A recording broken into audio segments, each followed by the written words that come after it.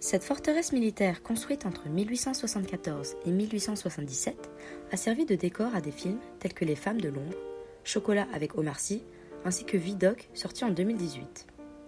Avec l'aide de Jean-Marie, un bénévole du fort, nous allons pouvoir y entrer et découvrir ses mystères. Les amis du fort de Cormeilles, c'est pour rénover et remettre en état le fort comme il était au début. Parce qu'il y a eu plusieurs époques où il y a eu des changements, des murs qui ont été rajoutés, ça a servi de prison. Voici une cellule de l'époque. Le fort a servi de prison jusqu'à la fin de la Deuxième Guerre mondiale. Maintenant, passons à l'extérieur. Donc tous les premiers dimanches du mois, il y a la boulangerie qui fonctionne. La boulangerie est d'époque et elle a conservé son four long d'une dizaine de mètres. Ça c'est un pétrin pour faire la pâte pour le pain. Et il fonctionne encore en 380. Et à côté, la forge. Principalement la forge servait pour les chevaux, pour faire les faire à cheval. Le fort possède aussi des objets anciens, bien gardés dans le musée. Il y a de tout, des objets en bois, en ferraille et même en cuir. Aussi, en vous baladant dans le fort, vous pourrez apercevoir des maquettes. Il y a des canons, des mitrailleuses et un dortoir militaire reconstitué. Dans quelques endroits encore, vous pouvez retrouver des fresques d'époque bien conservées, des peintures faites par les harkis, du temps où ils habitaient les lieux, et également des peintures plus récentes du peintre Victor Durel, presque intactes. Pour continuer dans la beauté, nous allons maintenant entrer dans la chapelle.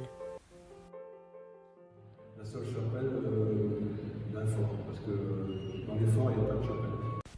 Une chapelle dans un fort unique.